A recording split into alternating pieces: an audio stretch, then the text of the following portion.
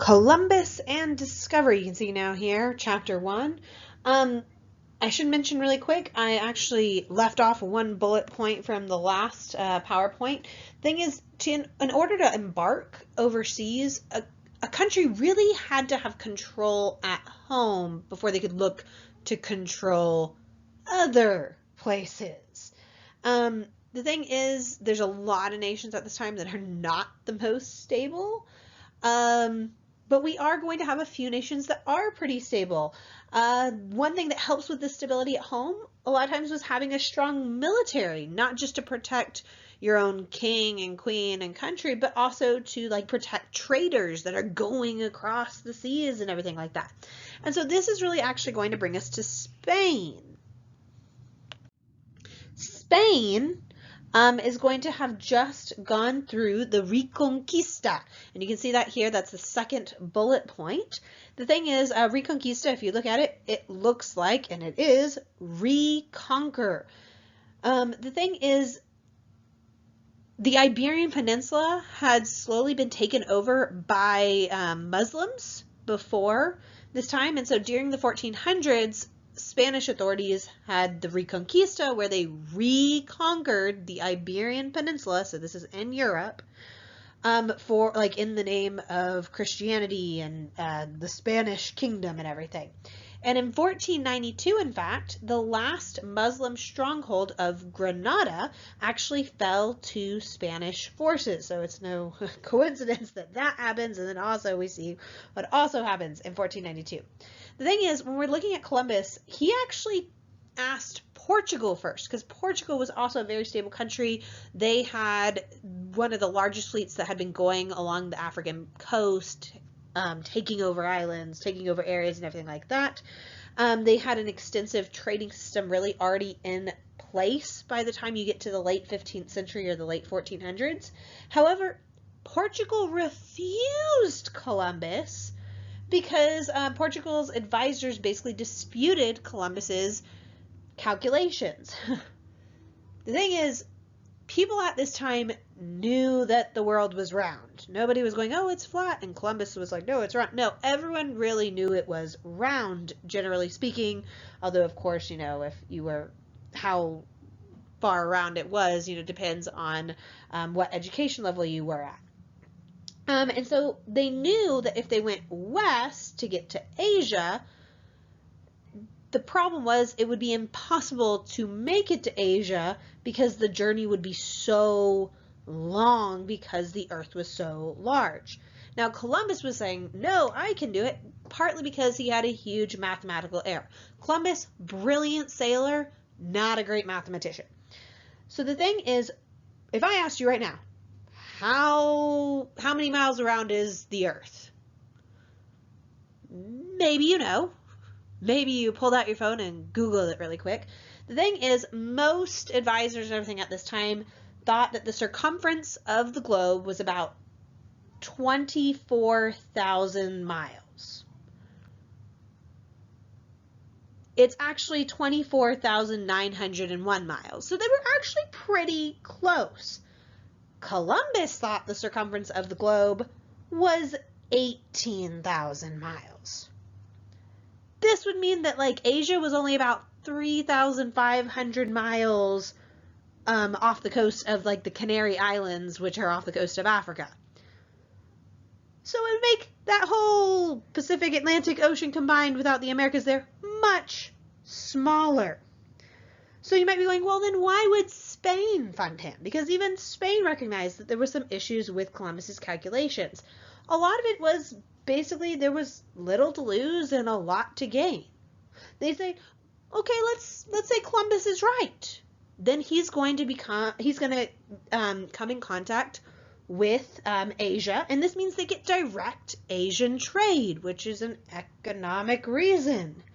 They also looked at it and they go, we could send Christian missionaries to convert the people of Asia. Keep in mind, they just had the whole Reconquista, which was an expansion of the ideals of Christianity. And so really to take religion and Christianity over to Asia would just be an expansion on the Reconquista, so to speak. Plus they could, enlist the Khan of China as an ally in the struggle against, Islam and everything. Also just bragging rights, nationalism. Oh, we were the first to do it and everything like that. And what did they have to lose? Columbus and 3 ships. So there you go. So Columbus is going to sail the ocean blue. He discovers the America, once again in quotes. The thing is, he has a total of 4 different voyages between 1492 and 1504. He never believes that America is anything except for Asia. He dies thinking that he still got to Asia. He didn't. These are a lot of we're going to see lots of themes. Hopefully you picked up on some of these themes in your primary source. Things about gold, Columbus wanting to be put in a good light, noticing that the Indians were defenseless, religion extremely important, conversion, things like that. We are going to see, interestingly, Columbus actually suggested enslaving the local population almost right away. Initially, Queen Isabella was against it because she was going, oh, if we're going to convert them to Christianity, we can't, enslave other Christians. But then she changes her mind within a year, so there you go. And then in 1506, Columbus dies. However, Columbus is very controversial, and this is the reason why. Please don't write down everything on this slide. Columbus was not the first to even discover, in quotes, America anyway. There's a ton of different questionable people that may have discovered, in quotations, America first. It'd be kind of like examples here. The first one in 600, that there might have been people from Ireland who came to Newfoundland, but it's like low evidence. Like we have these legends basically that have been passed down. Sometimes it's like cryptic historical sources. It's questionable sources, actions, things like that maybe they came to the Americas first, maybe they didn't. But we do know that here in about 1000 or 13 to about 1350, we do know that there were people that came from Greenland and Iceland and made it to especially like Newfoundland and maybe even further south. These would have been Vikings. We know that Vikings discovered, in quotes, America before Columbus did. The big thing that confirms this, not just like oral sagas, but literally we have archaeology from Newfoundland that we have found items that would have belonged to Vikings that were from the time period before Columbus. There's also some other kind of questionable people that might have come.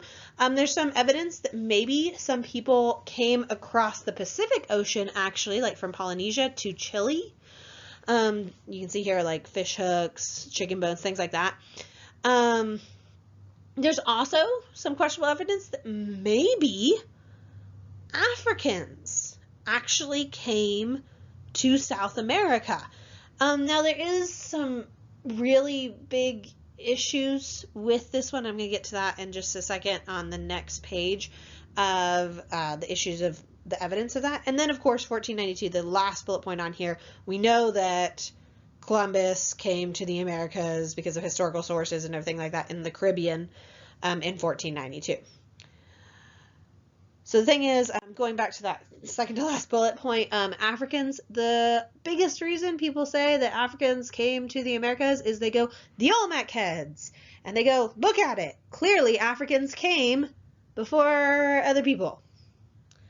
The problem is this is, like racist, just to look at this and say, oh, it's clearly Africans. Like there's some problems with that. Also, Olmec heads are really, really complicated because basically, there wasn't a lot of good archaeology when a lot of them were dug up, and these were like really sunk into the ground. Imagine this is like 6 foot tall and stuff.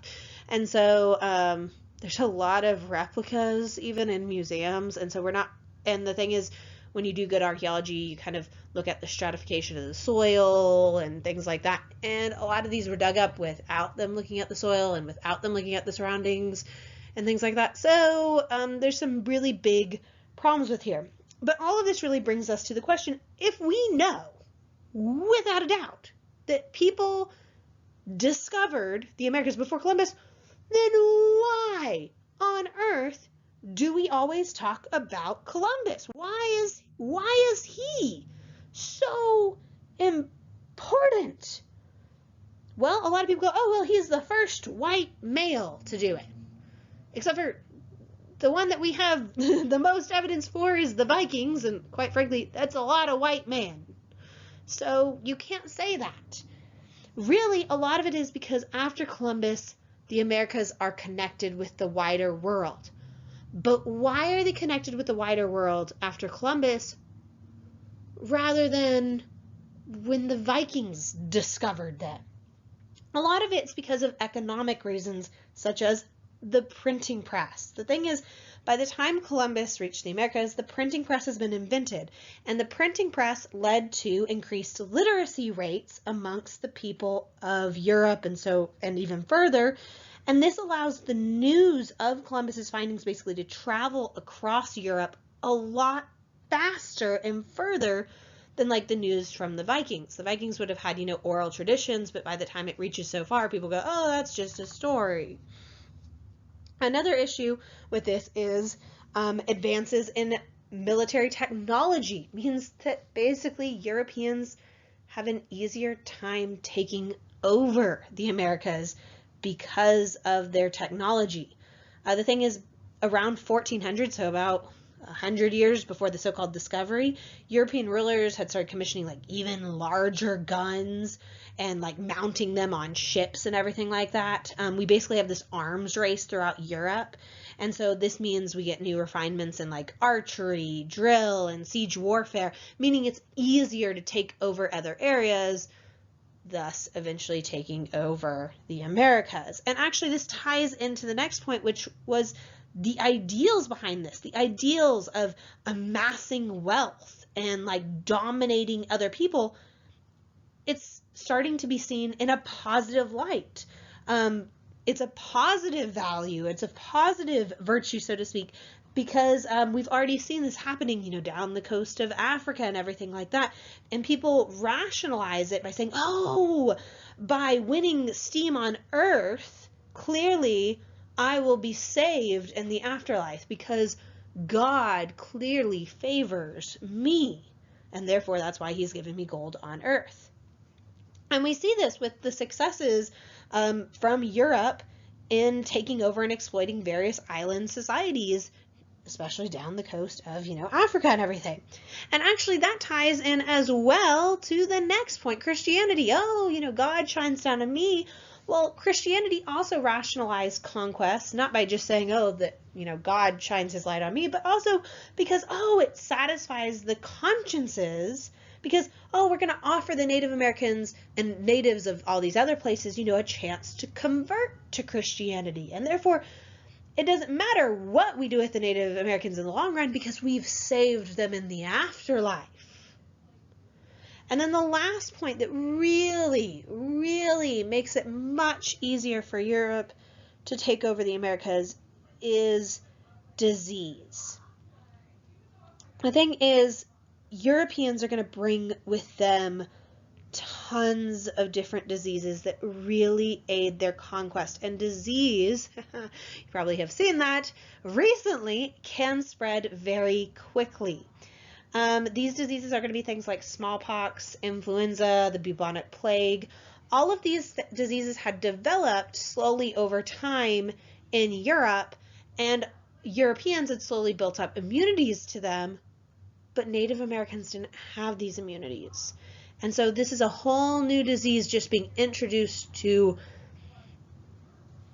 a society, or societies, I should say, that don't have these immunities, and it spreads faster than the Europeans can even spread in the Americas. So there are a lot of places in the Americas that are going to be affected by Europeans before they even meet a European because of disease. And disease will ravish the Americas, and there are certain places that up to 90% of the population dies because of these diseases. So all of these things, this is why we remember Columbus versus others.